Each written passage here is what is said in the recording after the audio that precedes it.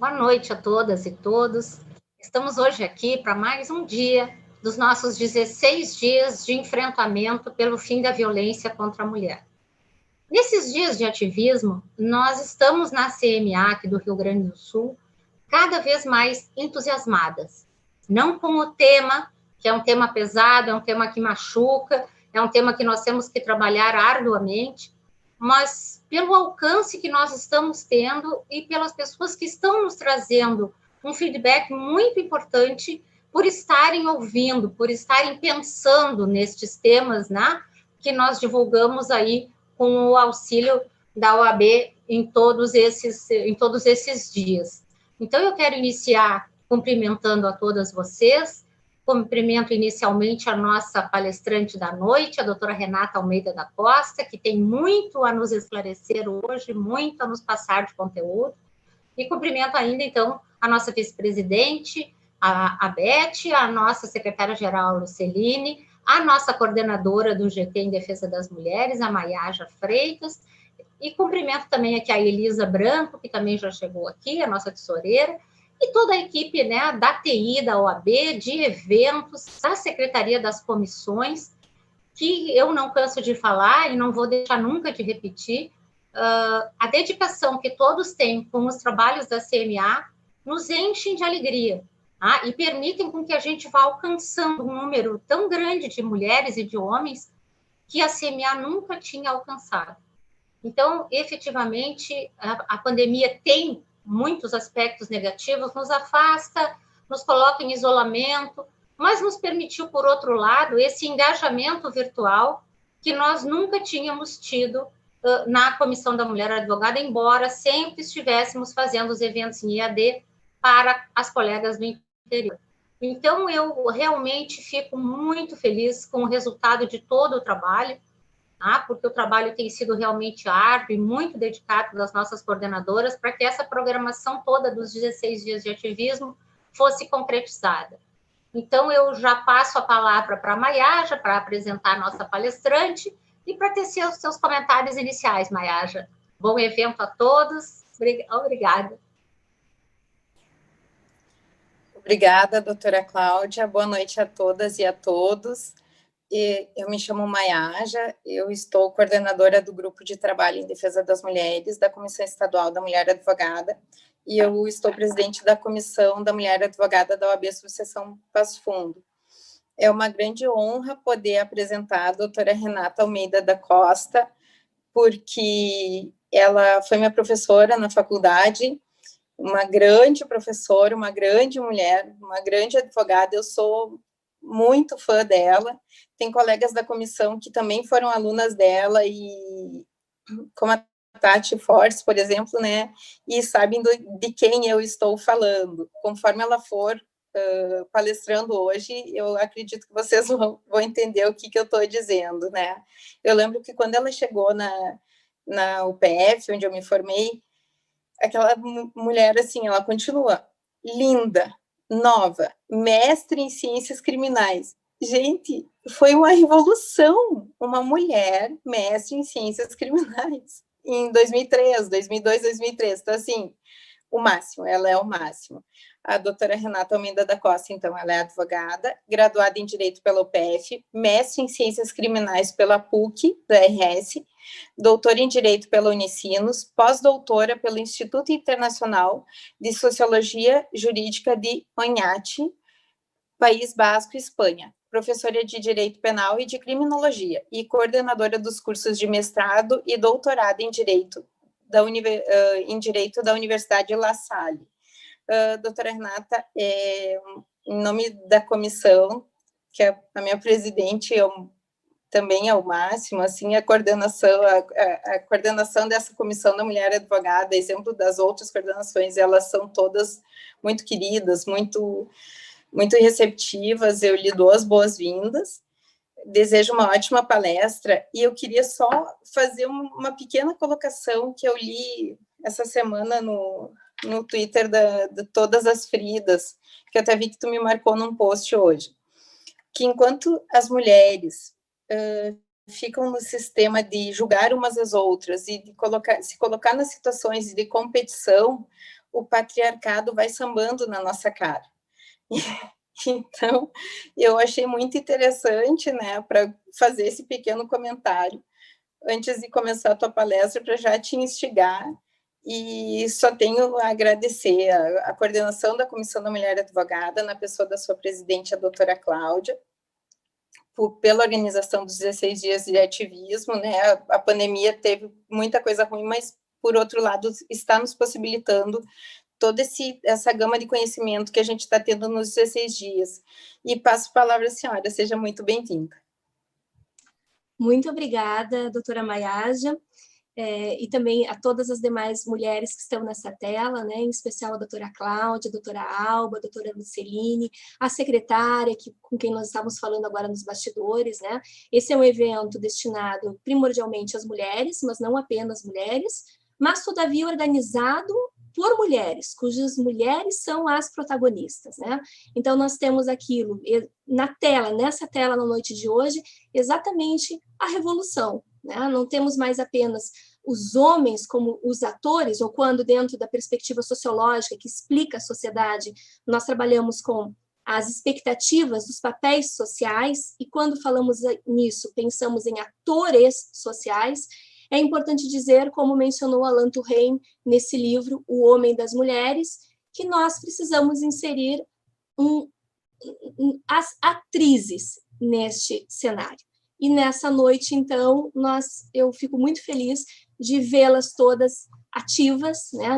Atrizes e atores, nós queremos dizer sempre como protagonistas, né? As pessoas que são as realizadoras de tarefas tão importantes na sociedade. Então, a Comissão da Mulher Advogada, com todo o seu ativismo nesse evento que traz essa expressão, ativismo, né, é a realização de fato dessa revolução de que mencionou a Maiaja agora há pouco, e que eu fico muito emocionada por ter ouvido esse relato, porque a turma da Maiaja, como as outras daqueles primeiros anos da minha vida docente na Universidade de Passo Fundo, começou em 2000, em agosto de 2000, no campus de Palmeira das Missões, e depois, como muito bem lembrado pela Maiaja, se consolida também no campus de Passo Fundo, de onde saíram importantes e brilhantes advogadas, promotoras, delegadas de polícia, né, de quem eu tenho muita honra, assim, de me incluir na geração. Muito embora tenhamos um pequeno gapzinho de diferença de idade, mas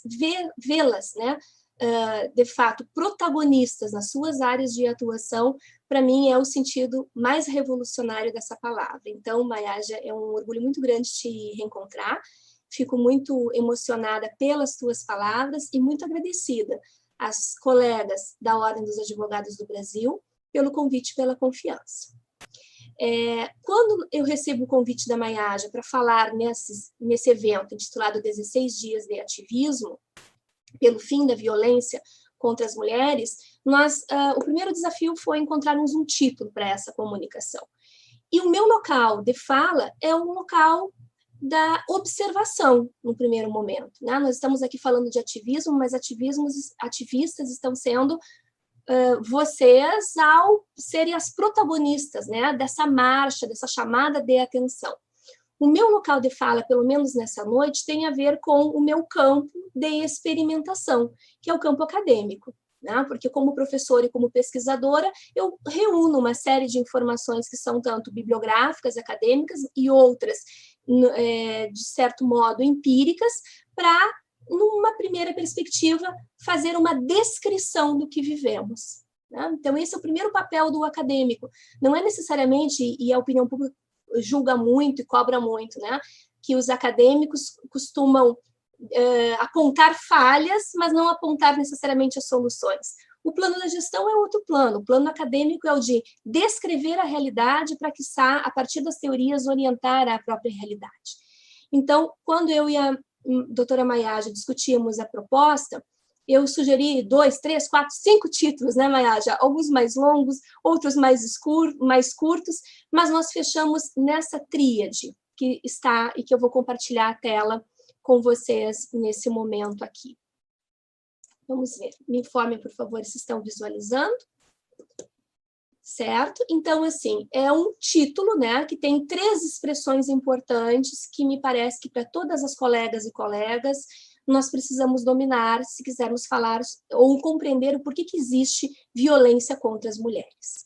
Então, a primeira expressão importante é patriarcado, a segunda é o domínio da violência, e o terceiro das expectativas sobre quem é quem na sociedade, aquilo que chamamos de papéis sociais, mais especialmente no que se espera a respeito dos papéis sociais.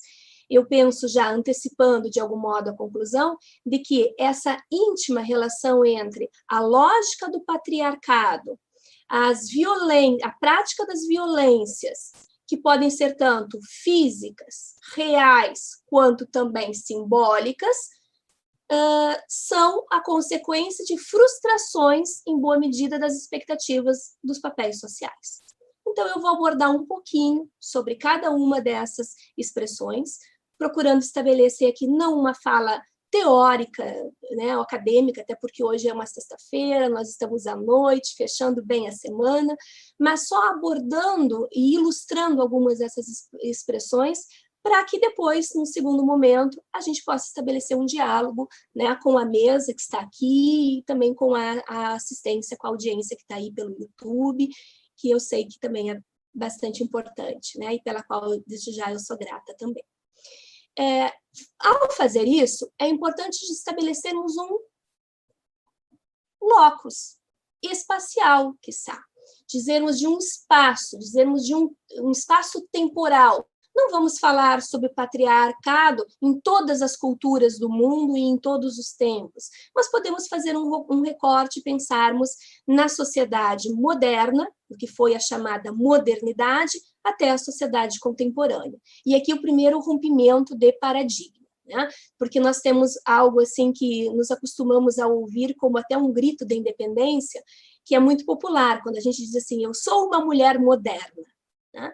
Na perspectiva sociológica, a modernidade é uma era que já se encerrou. A modernidade é aquele tempo de construção ou de alicerce dos estados politicamente organizados, poderíamos dizer assim, e da separação de poderes. É no tempo da modernidade, como sendo um tempo de rompimento com a Idade Média, que a separação entre o poder legislativo, né, o poder judiciário e o poder executivo se fazem. É na modernidade, ou nessa época das luzes, uma época, então, toda balizada pelo próprio pensamento iluminista, que novos princípios passam a regrar a sociedade. E nisso, o direito, como nós conhecemos hoje, também se fez. Então, podemos perceber assim que o direito codificado, então as regras que temos e as constituições são produtos da modernidade. Todavia, hoje, vivemos uma outra era. Então, vou falar em um momento assim muito breve. O que seria a modernidade? Uma época calcada em paradigmas de certeza, de determinação e de ausência de riscos, onde os papéis sociais eram dados por tradição. Então, a estrutura da sociedade, em boa medida, se estabelecia com base na imobilidade ou na baixa mobilidade entre os seus cidadãos. Falando de uma forma mais simples, talvez, querendo dar o exemplo do trabalho, né? A modernidade ainda herda um tanto das expectativas do medievo, quando, por exemplo, o filho do sapateiro seria também o sapateiro, o filho do servo seria o servo, o filho do nobre continuaria sendo nobre e assim por diante. A estrutura geopolítica, né, geoespacial da organização do espaço, dos poderes e da produção de bens e serviços era alocada nos espaços rurais. É na modernidade, todavia, que as cidades se reconstroem. No entorno dos castelos feudais surgem os burgos, surgem as moradias daqueles que vêm do campo. Essas pessoas que chegam para a construção dos burgos começam a adquirir mobilidade social, o que não existia até então, através de um instrumento para essa mobilidade, que vai ser a moeda, que vai ser o dinheiro.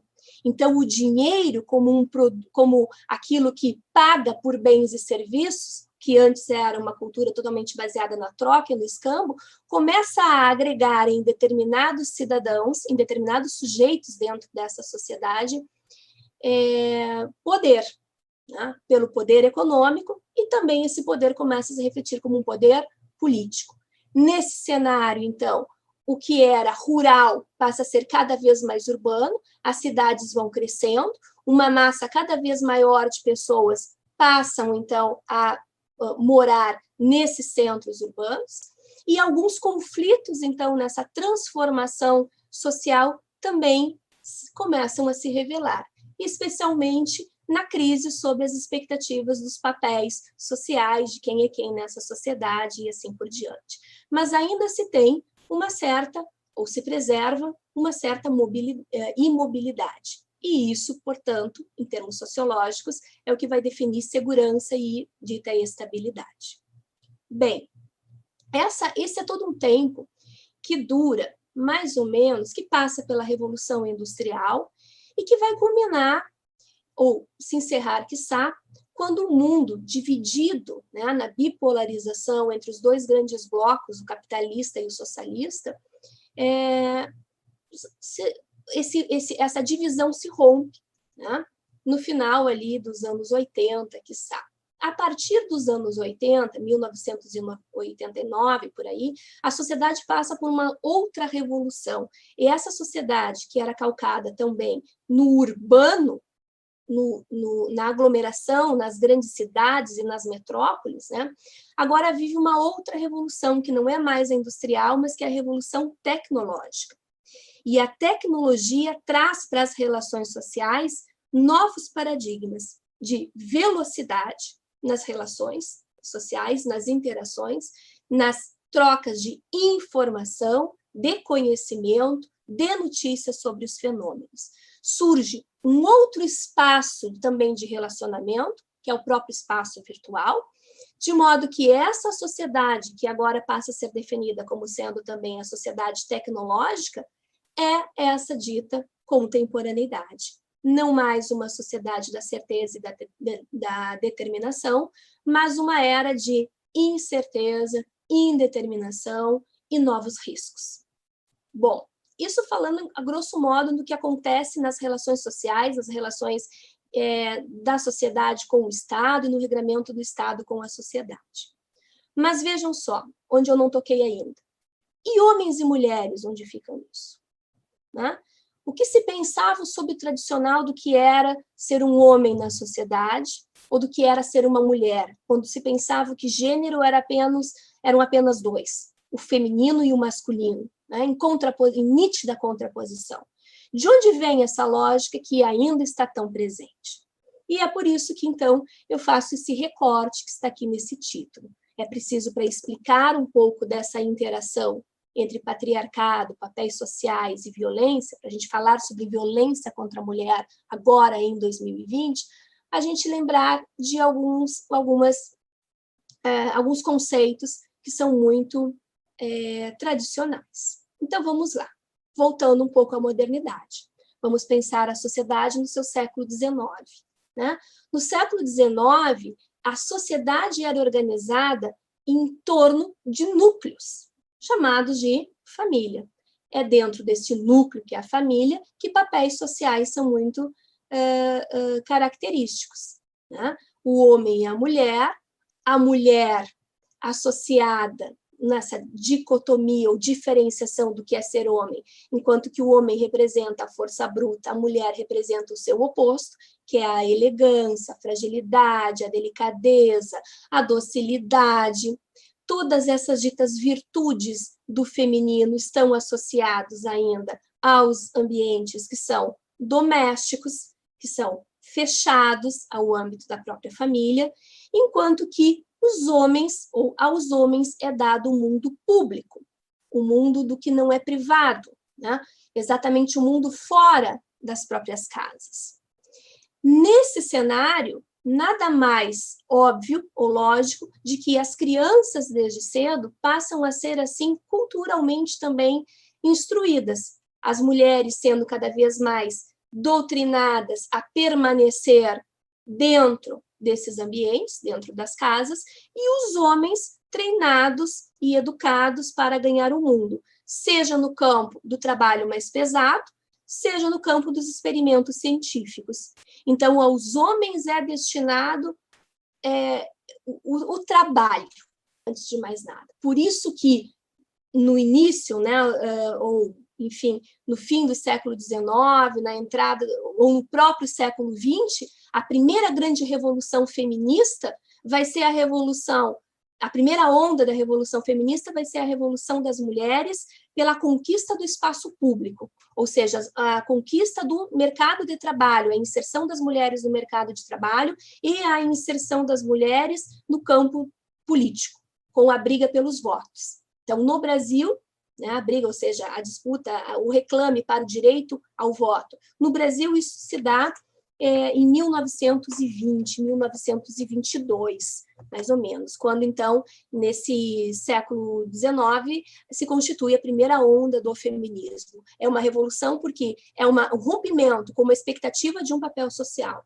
Passa a se questionar por que as mulheres querem sair de casa, por que querem entrar no mercado de trabalho, por que querem participar de decisões políticas, se esse era um campo do masculino. Então, aqui, a gente pode ver a dicotomia, é quase que uma separação entre beleza e ciência, ou seja, o belo associado ao feminino, a ciência ao masculino, o feminino ainda preso ao ambiente doméstico e o masculino ao público. Isso está tão presente no nosso cotidiano que não raras as vezes nós mesmos, como mulheres, dizemos assim, olha só a fulana, né? Além de boa profissional, é também bonita. Então, eu não esqueço que alguns anos atrás, um jornal de grande circulação aqui do nosso estado quis homenagear delegadas de polícia. Entrevistou as delegadas que eram muito jovens também, muito competentes competentes e fortes lideranças nas suas áreas de atuação. Acho que os repórteres passaram uma semana acompanhando as rotinas delas nas delegacias, na vida privada, no lazer, e quando fazem a matéria, colocam um slogan, as delegatas. Né? Por que isso é um slogan? Por que isso é uma manchete que vai chamar a atenção das pessoas, de modo que as pessoas vão querer comprar um jornal para ler aquilo? Porque não é de se esperar, ou não se esperava nessa tradição que alguém competente pudesse também ser bonita. Então, ser bonita e ser competente é algo que rompe com uma expectativa, né? Porque até então, quando as primeiras mulheres, e esse também é um outro estigma, se mostram, como eu poderia dizer, combativas, né? Ou femininas, ou melhor, feministas, é como se a feminilidade precisasse também ser rejeitada. E também é essa rejeição à feminilidade um ato político. Por quê? Porque é um ato de rompimento com esses papéis. É como se dizer assim, mulher precisa ser feminina, mulher tem que usar esses adereços, então a primeira coisa que a gente faz é não usar mais os adereços para nos mostrarmos como pessoas, né? Como titulares também de direitos, titulares também de possíveis titulares de espaços. Então, vejam, ainda na dita pós-modernidade ou na contemporaneidade, a gente carrega, né, essa causa-espécie, né, causa quando a pessoa não é, né, ou quando se dizia assim, que as delegadas, não me lembro que naquela matéria da delegada, determinada delegada, apresentou o seu espaço de trabalho e a jornalista ou o jornalista que descreveu o ambiente disse: a primeira coisa que a delegada fez quando chegou na delegacia foi embelezar o espaço. Foi colocar um quadro, uma pintura e foi colocar um vaso de flores. Então, percebam, olhem para esse slide aqui e vejam, né? É como trazer o doméstico para o ambiente privado. Eu não quero dizer com isso que isso não seja possível, né? Que isso não é uma característica feminina. Eu quero dizer, ou característica de algumas pessoas. O que eu quero dizer é como que no olhar do outro sobre nós, mulheres, isso ainda importa, né? Isso ainda causa uma adjetivação, isso ainda provoca. Por quê? Porque ainda não se rompeu de todo com a expectativa de que mulheres são assim. Tá?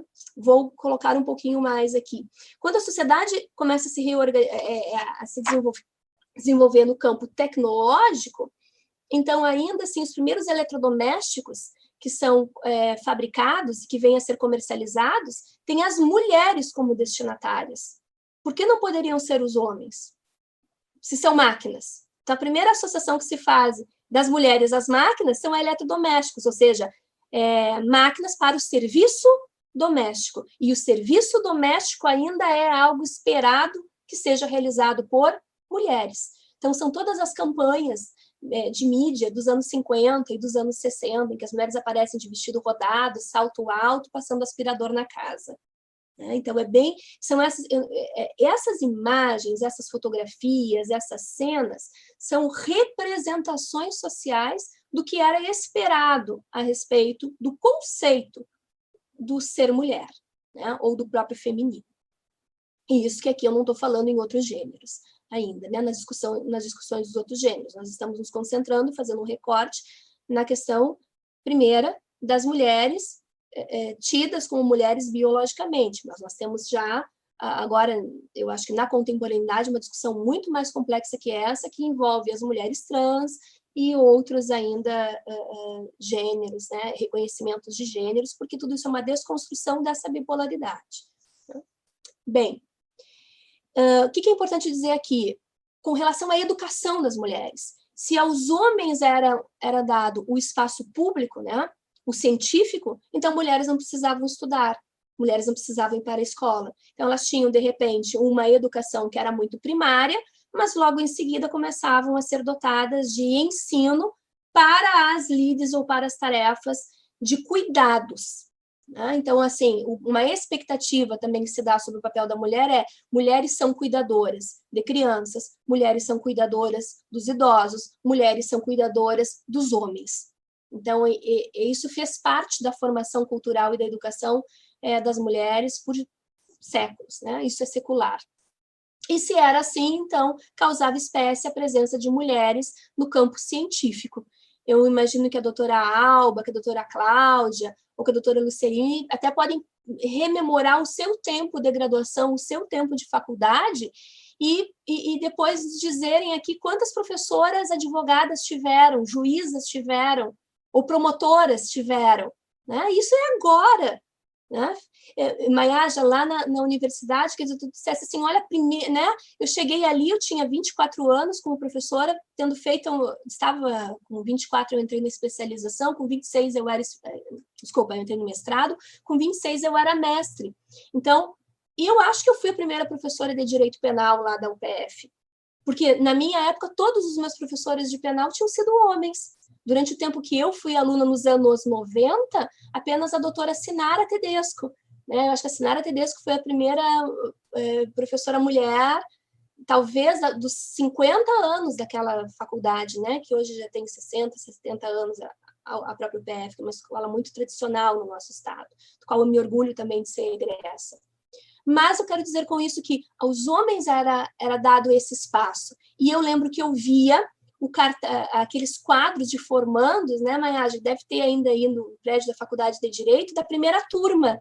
Chamava atenção 60 homens, uma mulher se formou em Direito na UPF, na sua primeira turma, nos anos 60. Então, significa que até antes disso, não tínhamos as mulheres atuantes, né, no campo do jurídico. Me parece que, podem me corrigir se eu estiver errada, mas eu penso, por ter visto já em palestras, que a doutora Maria Berenice Dias foi a primeira mulher juiz do nosso estado, e que quando ela fez o concurso público, na prova oral, chamaram-na para entrevista e fizeram perguntas sobre a sua vida sexual, né, nos anos 70. Ela egressa queriam saber, porque ela era solteira, se ela era virgem, como se, ou era, né, nos anos 70, a questão dessa moralidade sexual do corpo das mulheres ainda era o objeto de inquirição e de instigação de homens pares. Então, veja, é toda uma outra questão aqui que a gente poderia, se houvesse um outro tema, mas ainda está conectado com esse, a questão da sexualidade das mulheres, porque isso está intimamente relacionado com o corpo da mulher. E o corpo da mulher nessa nesse cenário também, é um objeto, né? É um objeto, seja do embelezamento. Quantas vezes nós já não ouvimos, talvez as doutoras que nos antecederam, quando chegaram em alguma audiência, quando chegaram em algum evento, algum colega homem tenha dito: a doutora chegou para embelezar a sala. Ou a doutora vai fazer a ata porque a letra é mais bonita, né? E tira da doutora o microfone porque a doutora faz a ata, porque é mais bonito, ou a doutora embeleza. Então, ainda o corpo feminino, a aparência feminina, é um objeto de atenção, de cuidado, de regulação, que se relaciona também, ou que se imagina, né, que esteja relacionado com a psique, e mais que a psique, não é psique que eu quero dizer, com o intelecto da mulher. Por quê? E eu diria assim, não podemos dizer que esses homens saíram todos, foram para um bar e decidiram, vamos perguntar assim e vamos agir assim. Não, é porque eles foram também educados nesse cenário. Então, isso está presente no imaginário deles. Isso é subliminar na fala e no pensamento dos colegas homens, né? De que a mulher que está ali, ela é um objeto e ela tem que ter essa virtude. Se ela não tem essa virtude, bom, então ela vai sofrer também outros estigmas. Se ela fala duro, bom, então aí vocês sabem quais são todos os estigmas que nós ouvimos por sermos duras, por sermos rigorosas, por sermos mais firmes. Porque isso não combina com esse imaginário da meiguice, né? Da docilidade, enfim. Basta lembrar a figura que nós tivemos de uma única presidenta mulher na República do Brasil, que quis, inclusive, ser chamada de presidenta. Era uma afirmação dessa questão de gênero no espaço ocupado de poder dela, né? E ali eu lembro, assim, quantas e quantas vezes a veste, a roupa que ela usava foi comentada e foi julgada antes mesmo dos seus atos políticos. Então, de novo, é como se o que mais importasse no ato do presidente da República fosse a aparência da presidente da República.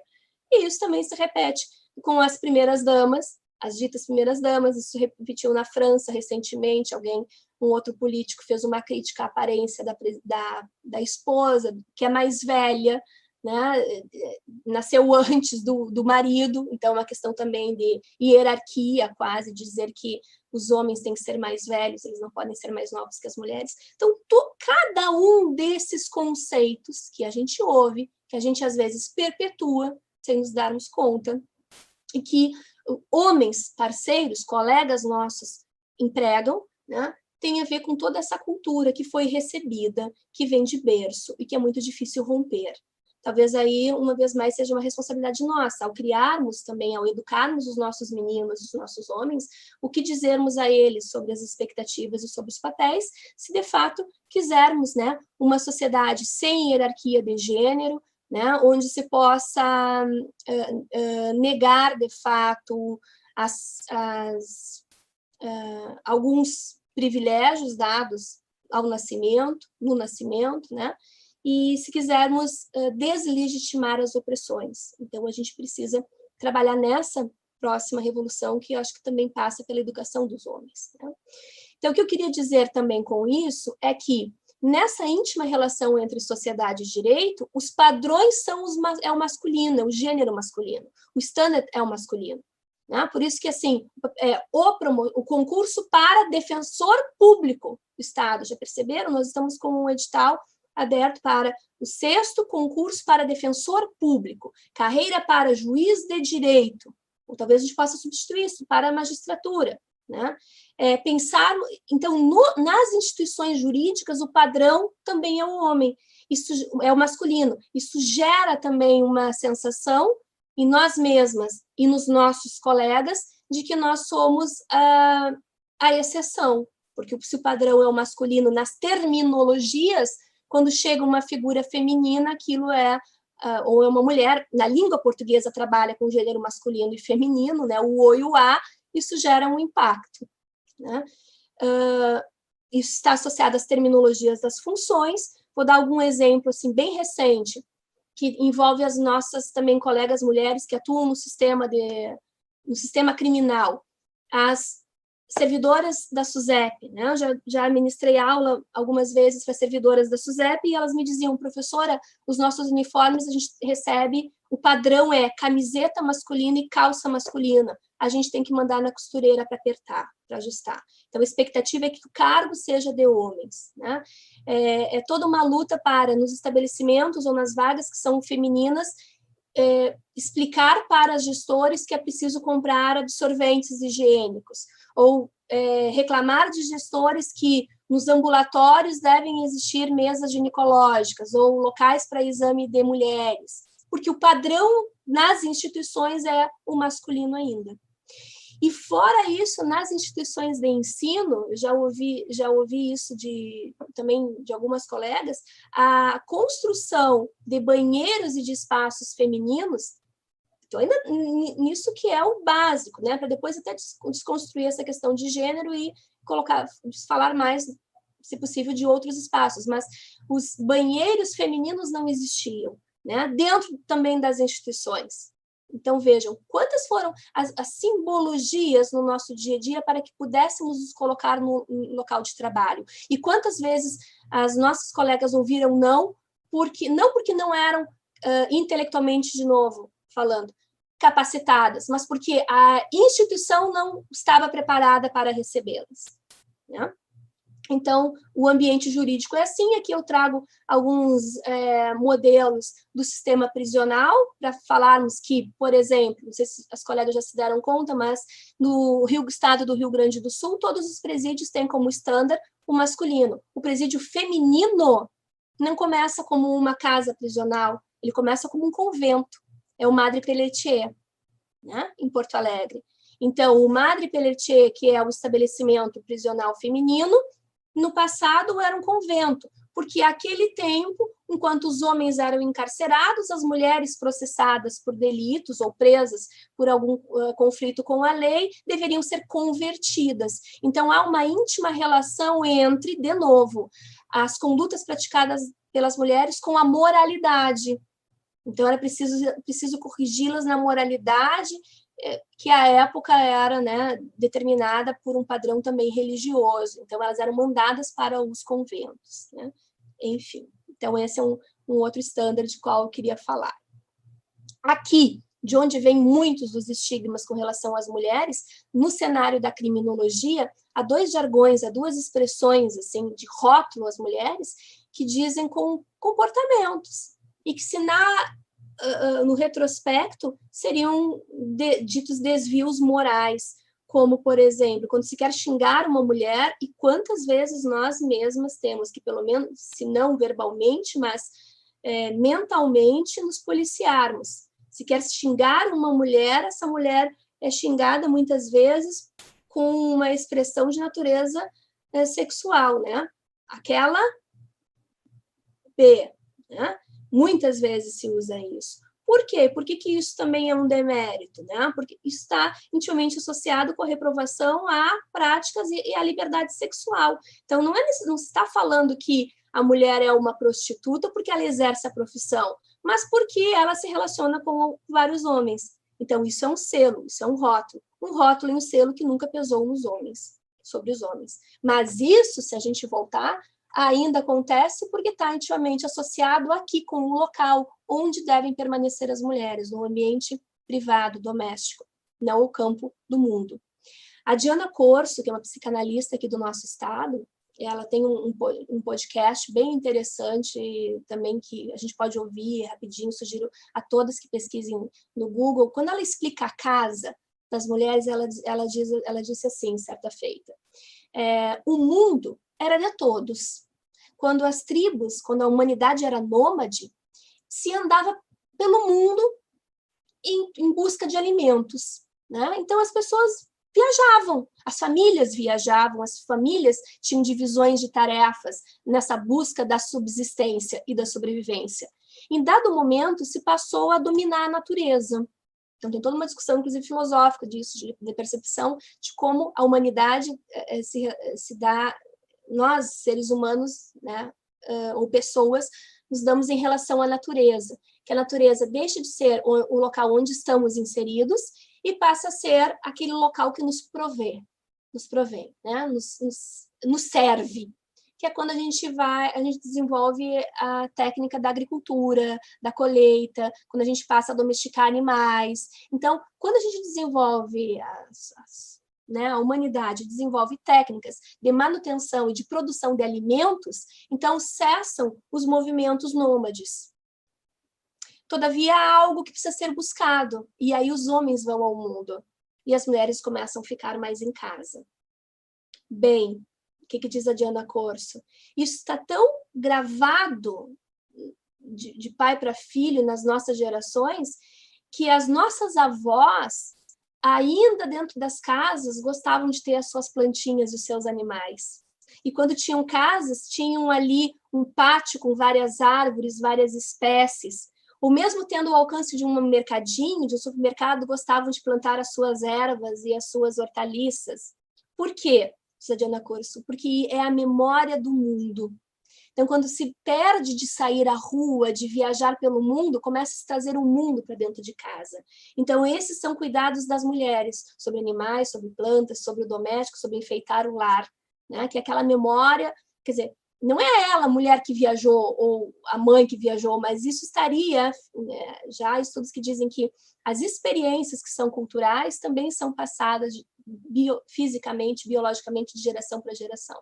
Então, eu gosto muito dessa passagem da Diana Corso, porque eu me lembro muito da minha avó que morava em cidade. Eu tinha uma avó que morava em cidade e uma avó que morava no campo. A minha avó que morava em cidade tinha muito isso, das plantas, de molhar as plantas, de quando ia para um lugar diferente, trazer uma muda para a sua casa. Né? Por que tem esse ímpeto, né? Esse impulso? De onde vem isso?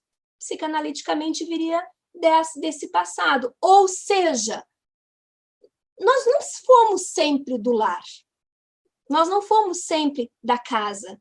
Nós também já caminhamos pelo mundo ao lado dos homens em busca de alimentos, nos defendendo, guerreando, lutando, defendendo conjuntamente a prole. Em algum momento, nós fomos enclausuradas.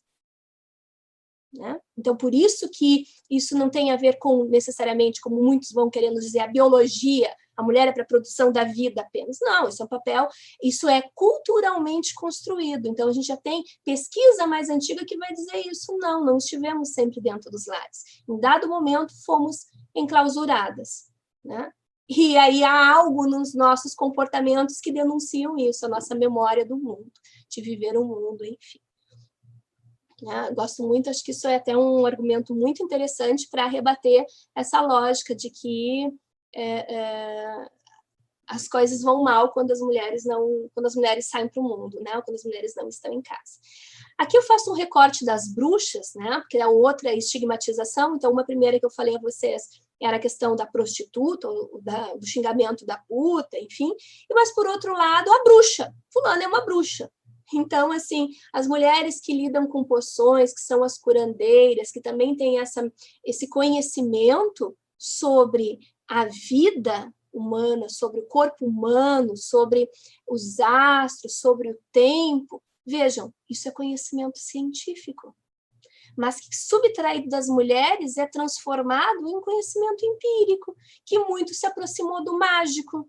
Então, os homens podiam ser médicos, mas se a mulher lidasse com ervas e fosse o que diríamos uma farmacêutica, porque ela faz, então se cria todo um cenário de estigmatização e de cultura do medo sobre o ato daquela mulher. E por milênios, né, séculos, houve toda uma política de perseguição dessas mulheres, que é a própria Inquisição. Isso tudo está narrado, foi construído também teoricamente por uma narrativa dada em um livro de 1200 e tanto, que é o Malus Maleficarum, o Martelo das Feiticeiras. É um livro que foi escrito por 2 inquisidores que dizia quem eram as hereges, quem eram as bruxas, como identificá-las, quais eram os seus comportamentos. Para nós do direito, como processá-las, como castigá-las e como se livrar desse mal. Então, também uma forma, uma vez mais, de transformar o conhecimento em algo a ser perseguido e suprimido das mulheres. Também é uma forma de ler também isso, né? E a Inquisição aqui e as ações todas de perseguição do Malus Maleficarum, penso eu, com toda a cultura do medo que se gera, né?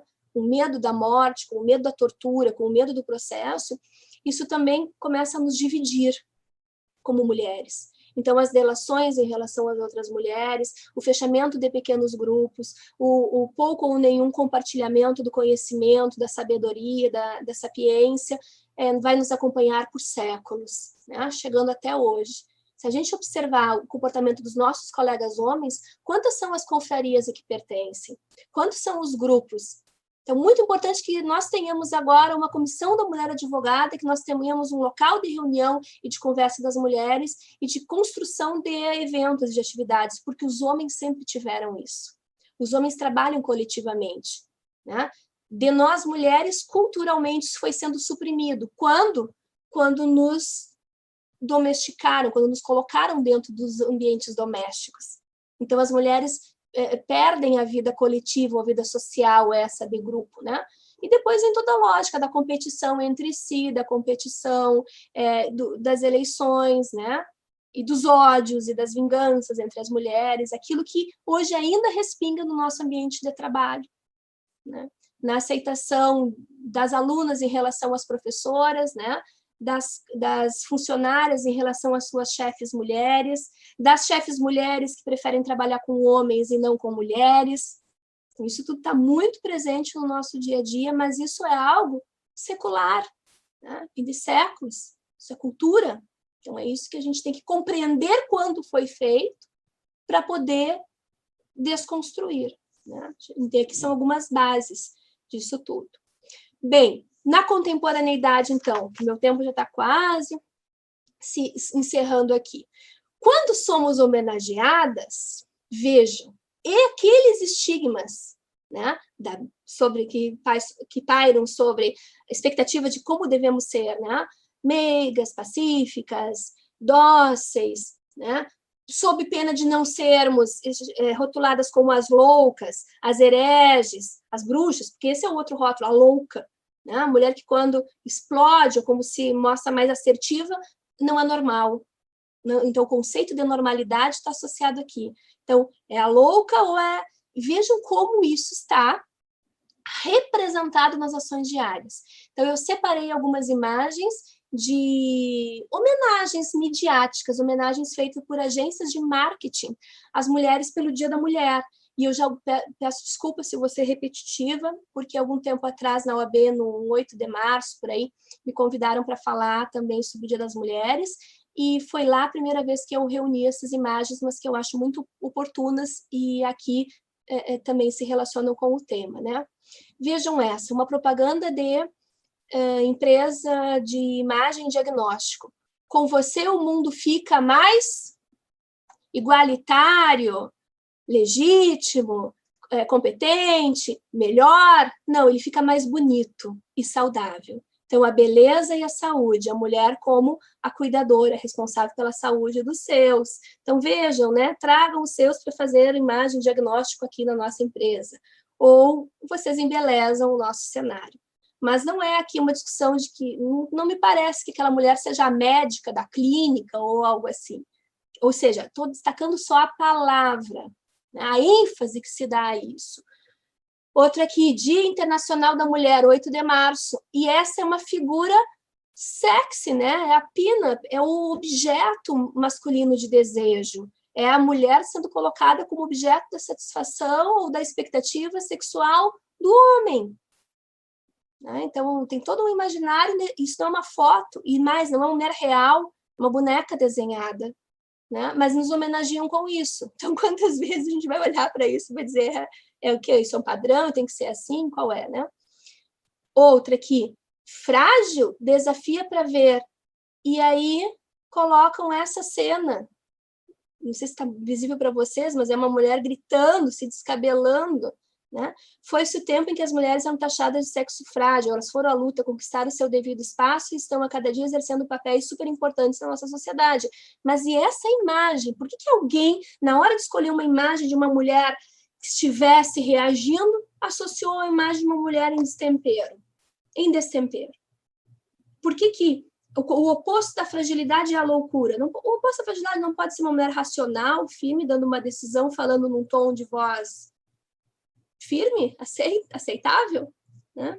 Então, essa é outra. E essas aqui, eu acho essas três muito incríveis, né? Um estigma que tem a ver com o manuseio das máquinas, é como dizer, muito embora, né, nós tenhamos dados já utilizados, inclusive pelas empresas de seguro automobilísticos, que dizem mulheres dirigem melhor que os homens, provocam menos acidentes letais, provocam menos acidentes com mortes, né? Dirigem em melhores condições, mais saudáveis do que homens, são mais prudentes do que homens. Então, os seguros são financeiramente mais baratos das mulheres. Mas aí, na hora de fazer uma piadinha sobre o Dia da Mulher, vem lá, né? Dia Internacional da Mulher, estacionamento da festa. Ou seja, mulheres não sabem manobrar carros. De novo, vem isso. Mas o que você está falando aqui? Da associação do feminino com as máquinas. Porque máquinas não são para mulheres. Máquinas são para homens. Vamos transformar isso em dados. Quantas são as alunas hoje que frequentam cursos de engenharia mecânica? Quantas são as mulheres que frequentam e se formam em cursos de tecnologia da informação? Quantas são as mulheres programadoras de games? Ou que participam de campeonatos de games? Eu tenho alunas que já pesquisam esse tema e me disseram, professora, as mulheres usam pseudônimos masculinos quando entram nesses campeonatos online. Porque, de novo, causaria espécie a mulher vinculada à tecnologia e também a máquinas, a internet, assim por diante, né? Ela constrói o seu melhor projeto. Que bonito, uma mulher negra, que essa é uma outra questão importante aqui da terceira onda do feminismo, discutir o feminismo é exercido pelas mulheres brancas, que tem uma série de privilégios já na sociedade, e ainda, que seria uma outra dimensão, o feminismo e a reivindicação de direitos das mulheres pobres e negras. Então, isso é a terceira onda hoje do feminismo, que inclusive vai se discutir. Então, aqui se coloca uma mulher com uma aparência, né, com um terninho, um taier, camisa branca, colarinho branco, bem sucedida ali, provavelmente uma engenheira, carregando uma planta, né, de uma obra que ela lidera, porque ela não está com uniforme de pedreira, ela está com uma roupa de executiva, com o adereço na cabeça que está dando a ideia da área de atuação dela, mas o maior projeto dela é a família. Eu juro que até hoje eu olho esse cartaz e eu fico tentando entender, né? Sim, ninguém nega que nossas famílias são importantes e que temos também esse papel, e de que é dentro da família que, inclusive, discursos como esses que a gente está fazendo aqui devem ser desconstruídos. E aí o nosso papel também é tão importante. Contudo, quando a gente coloca isso num cartaz de marketing para as massas verem, a gente está reduzindo de novo a mulher e suprimindo a mulher do espaço do científico, dizendo, lembra lá atrás? Teu lugar é dentro de casa, não é aqui na obra. Né? Então, eu sei que muita gente vai dizer, a gente quis homenagear, isso já foi uma grande coisa, era melhor do que nada. Sim, não estou questionando as homenagens, estou questionando os símbolos postos nessas homenagens, que eu penso que são muito escolhidos, talvez, inconscientemente. E por que isso? Porque isso está presente nessa cultura. Né? E aqui embaixo, quando se dá parabéns às mulheres, o que elas têm na cabeça? Flores. Voltamos de novo ao belo, né? Como se é o que ocupasse o nosso tempo. Não que não gostemos de flores, mas eu conheço homens que gostam de flores, mais que mulheres, e que plantam e que regam. E essa não é a principal característica do comportamento dele quando se imagina. Né? Bem, há outros elementos que a gente pode explorar nas mulheres versus a advocacia, servidoras públicas, aquilo que eu mencionei a vocês das terminologias, né? Aqui, toda a classificação dada pela legislação penal, a construção dos chamados delitos de gênero, e é onde eu vou parar agora, porque o título da fala era Patriarcado, Violência de Gênero e Papéis Sociais. Então, num primeiro momento, quem olhou esse título pode ter pensado, ela vai falar sobre o feminicídio. Não vou falar só sobre o feminicídio, que eu até acredito que mereça uma pesquisa e um acompanhamento muito importante dos nossos órgãos de classe em relação a 2020, a pandemia. Porque se tudo isso que eu estou falando é verdade, né, de que as mulheres ainda são muito reservadas ao ambiente doméstico, é nesse ano, sui generis, de 2020, em que as relações domésticas se reafirmaram cada vez mais, porque nós trouxemos o trabalho para dentro de casa. E somamos o trabalho que fazíamos nos nossos escritórios ou dentro das instituições, dentro de casa. E isso gerou, em muitas mulheres, uma sobrecarga, porque os papéis tradicionais de cuidadoras, dos mais velhos, das crianças, de administradoras do lar, né, se viram também impactados pelo papel dessas mulheres profissionais dentro de casa. E aí é possível, acredito, né, que a violência física tenha se dado, né, pelos atritos e pelos conflitos de uma forma muito maior, né? A própria violência real e as ameaças de homicídio e tudo mais. E eu sei que a OAB está atenta a isso, porque eu vi também a campanha da doutora Maiaja sobre o botão do pânico. Então, eu deixo isso para vocês trabalharem, porque é importante que nós tenhamos os dados. Então, isso é algo que, quando terminar, a gente vai poder olhar para trás e mapear, né? Quer dizer, já há pesquisadoras mapeando, mas creio que, por ser no doméstico, teremos uma cifra oculta enorme. Não apenas no crime contra a vida, mas os delitos sexuais envolvendo crianças também, né? Dentro dos lares, que a gente sabe que hoje basta estagiar, trabalhar, militar numa vara ou numa câmara criminal que trabalhe com delitos sexuais para ver que a maior incidência dos processos são de autores e vítimas familiares e conhecidos, não é o estranho da rua, que é o agressor. Então, quiçá, nesse tempo de um ano aí das pessoas recluídas, né, reclusas dentro de casa, isso tenha se arrefecido. Quando ainda eu falo das mulheres que trazem trabalho para casa, eu ainda estou falando sob um olhar muito privilegiado, provavelmente das mulheres brancas, né, que estão empregadas em instituições, em empresas, e mantiveram seus vínculos empregatícios. Mas as mulheres periféricas, que eram prestadoras de serviços, não trouxeram o trabalho para dentro de casa em boa medida. Então, essas foram, talvez, jogadas aí a maior miséria social ainda e as maiores violências. Então, esse título, violência de gênero, não se circunscreve apenas a esses dados corporais, do que é sobre o corpo, né? Mas tem a ver também com o que acontece dentro das instituições em relação às mulheres. Para fechar com um dado de uma professora pesquisadora chamada Fabiane Severi, da USP, que fez uma pesquisa com o judiciário, e ela buscou dados para verificar qual era o tribunal de justiça do país que tinha a maior composição de mulheres. E ela encontrou um deles com 70% de mulheres, é um tribunal do norte. E aí elas foram para lá pesquisar essas juízas mulheres e as suas decisões. É o único tribunal com maioria feminina como juízas. E elas descobriram que as decisões proferidas por juízas mulheres nos crimes de tráfico de drogas, em que as rés também são mulheres, as sentenças penais eram mais severas. As penas eram mais altas em relação às mulheres do que em relação aos homens. E na fundamentação aparecia como um fator de sobrepenalização o quesito ser mãe. Por ser mãe, por ser mulher, não poderia estar praticando o delito. Então, nós trouxemos toda essa bagagem para o nosso julgar sobre a outra. Não é um olhar de sororidade, de compreensão de dificuldade, de questionamento por que essa mulher entrou no tráfico, mas é um olhar de sobrepenalização, ainda muito moral, que está nas decisões jurídicas, né?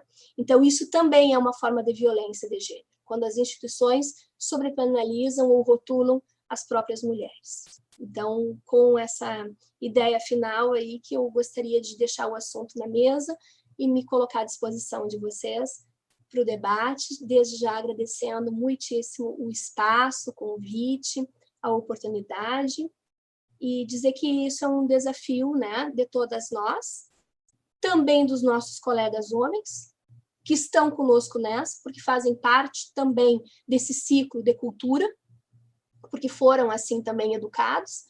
Então, se pretendemos, né, como diz o próprio movimento feminismo, independente das suas 3 ondas, a primeira do século XIX, a segunda dos anos 70, que se dá bem na crise da democracia, e a terceira onda dos anos 90, com a crítica e o paradigma sobre a invisibilidade das mulheres, porque essa terceira onda que levanta isso, os textos da Bell Hooks, da Judith Butler e outras tantas, né, que vão discutir raça, classe e também feminismo. O que nós queremos é uma sociedade sem hierarquia de gênero, né, sem legitimação das opressões, e uma sociedade que negue essas violências. A gente precisa, de fato, falar sobre isso. E isso vocês estão fazendo muito bem. Então, muito obrigada.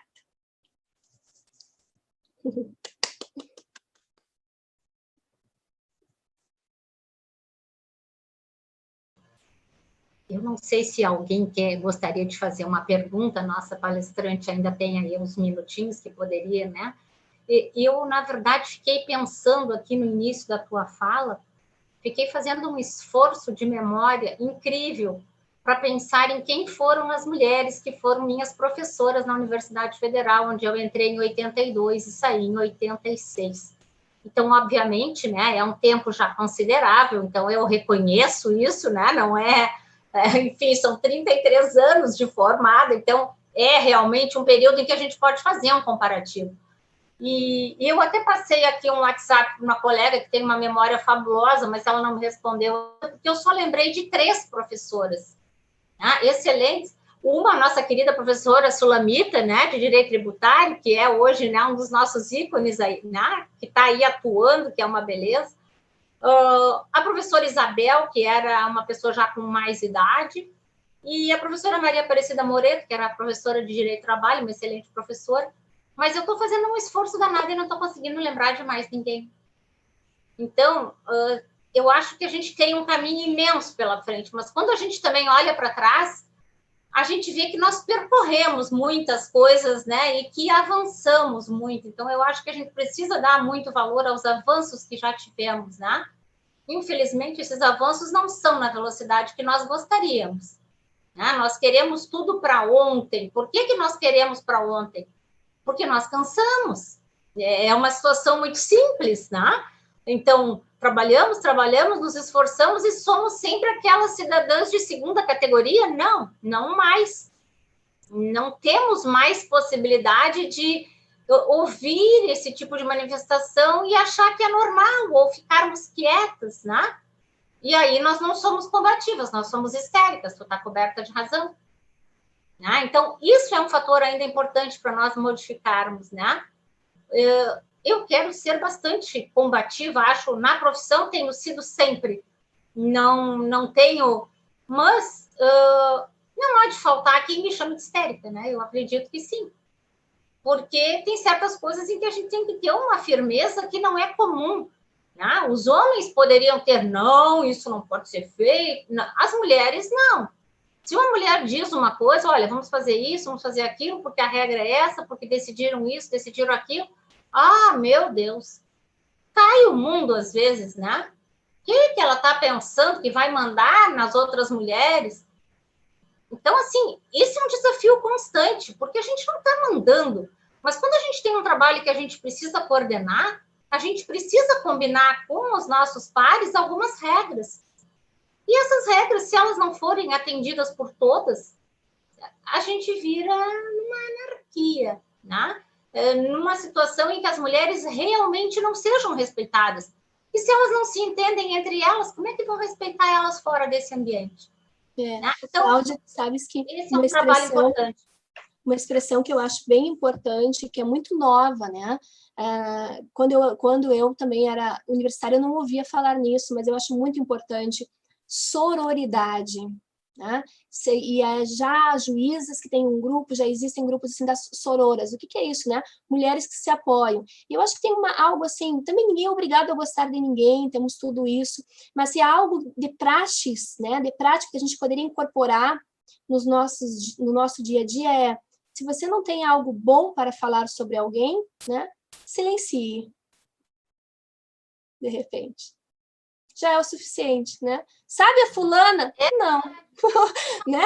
Ou, porque isso é uma forma também de respeitar o outro, de garantir o espaço do outro e tudo mais, né? Então... Exato. E assim, em termos de sororidade, Renata, a gente tem, né, sempre um trabalho na comissão, né, tentando fazer com que nós tenhamos isso efetivamente.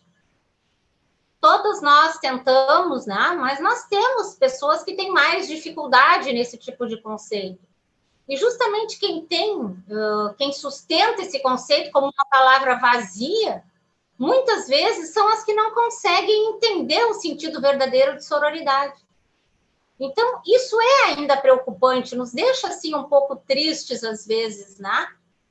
Mas aí a gente pensa, repensa e diz, olha, há um momento em que as pessoas vão entender, vão se conhecer e vão se reconhecer como mulheres que simplesmente criticam outras mulheres.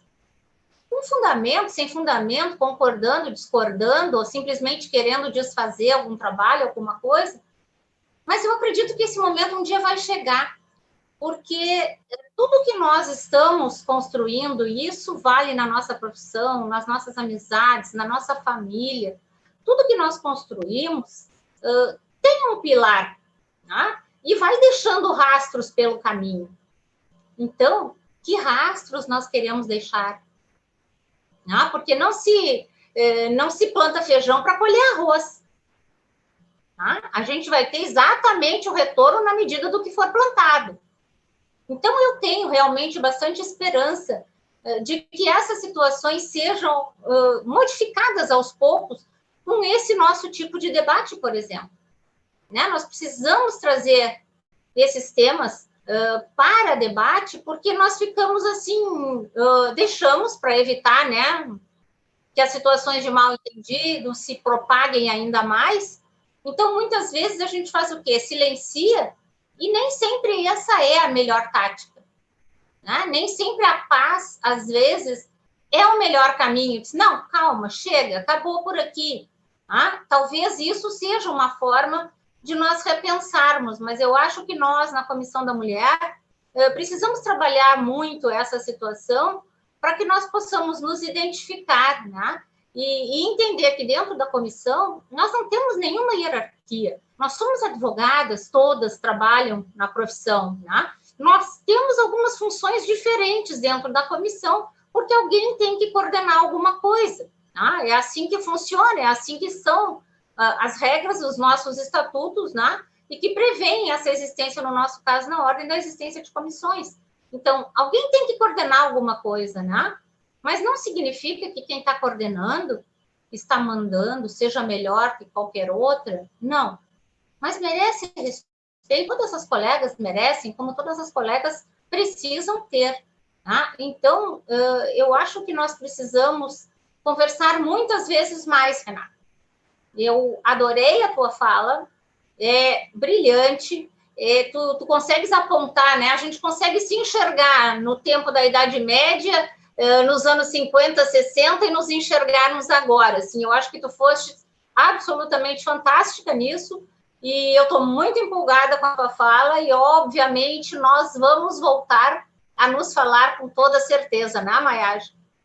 Mas eu agradeço imensamente a tua presença, as tuas palavras, e na verdade, nem fiz tanto uma pergunta, fiz mais uma observação e, na verdade, um pedido, né, de ajuda, de esclarecimento, porque a tua fala entra com todo o nosso pensamento na coordenação da CMA. Te agradeço muito. Renata, eu fiquei emocionada, assim, te escutando, sabe? Porque eu te admiro muito, eu lembro desse dia que tu foi na OAB, eu estava lá, eu recém tinha entrado para a Comissão da Mulher Advogada, lembro, a gente se encontrou, né? E é impressionante que muito do que tu fez referência da modernidade ainda acontece hoje, né? A questão da sororidade, ontem até eu estava conversando com a Luceline, e eu comentava com ela de um dos discursos da Kamala Harris que eu escutei, e que ela fala uma coisa que é muito importante, agora tu falou há pouco, antes da doutora Cláudia falar, e eu me lembrei de novo, assim, que ela diz que é tão importante que as mulheres consigam ocupar espaços de poder e espaços de fala, que ainda que a gente não goste, de repente, da mulher que está lá, mas é importante que a gente respeite ela e que a gente não fique criticando e competindo com ela, porque enquanto a gente fizer isso, tu desrespeita, tu compete com ela, tu fica embatendo, aquela coisa chata, o feminismo não vai dar certo. E vai ser aquela coisa assim, daquele feminismo que não é nem de um gibi. Então, eu trago isso porque a Kamala Harris é uma mulher que há pouco tempo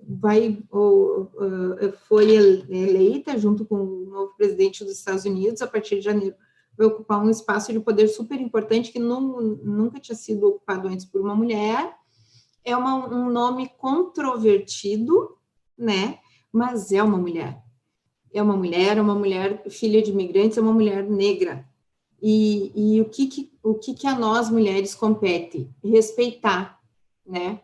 Meu bem, tu não gosta da fulana? Bom, daí é que nem tu disse, a gente não é obrigado a gostar de todo mundo, né? Mas respeito, né? E eu acho que isso é fundamental. Ontem eu fiz uma postagem que eu coloquei isso. Enquanto nós, mulheres, não entendermos que o não julgamento entre nós mesmas é importante, que o respeito entre nós mesmas é importante, a gente vai ficar pregando a sororidade, como a Cláudia falou, do modo vazio, como muitas fazem. Muitas são feministas do Facebook, infelizmente, né? E a gente não vai conseguir essa sociedade que a gente quer. Eu tenho um filho menino, tu tem uma menina, né? O meu filho tem um pouquinho de uma base que eu procuro passar para ele. Ele joga um jogo que eu até não curto muito, mas enfim, a gente tem que ceder, sabe, Renata? A gente cede para as crianças, né? E a pessoa que ele mais gosta de jogar é uma parceira de game. E que ele liga para ela para eles jogarem juntos. E ele reconhece que ela é top, né? E eu acho isso muito bacana e um incentivo, porque são pequenas mudanças. É um trabalho de formiguinha que a gente vai fazendo na base, cada uma um pouquinho. Eu não sou perfeita, eu faço julgamentos, mas eu procuro me policiar.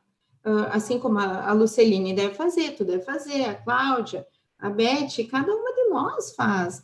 Agora, quando tu está expondo a outra e tu falta com respeito publicamente com a outra, daí o feminismo vai por água abaixo. E não adianta. Isso nos enfraquece, né? Porque, assim, enquanto que reforçam, então, os espaços para os homens estarem dentro desses lugares. Quando a gente retira a outra, a gente está retirando uma chance nossa, né? E que é muito importante também dizer, assim, que o feminismo não é uma luta, uma guerra das mulheres contra os homens, né? Não é contra os homens, mas é ao contrário. É a luta por uma sociedade, como eu disse antes, sem essa hierarquia de identificação ou de gênero apenas, né? Então, quando a gente coloca todas as nossas forças contra outras mulheres, nós estamos suprimindo os espaços que são ou nossos, ou das nossas filhas, ou das nossas amigas, ou das nossas mães, enfim, né? Então, é uma questão interessante, assim, e de romper com essa lógica, com essa cultura. Essa briga, essa disputa, essa competitividade entre as mulheres beneficia o outro lado, né? E daí entra aquilo que eu falei no início, o patriarcado samba na nossa cara, quando a gente age dessa forma. O patriarcado samba na nossa cara. Então, eu queria só deixar essa reflexão, uma que tem vários comentários aqui, todo mundo te amou, te achou maravilhosa, como eu sabia que ia ser. Não porque eu sou a dona da verdade, mas eu te conheço. Eu sabia que ia ser maravilhoso.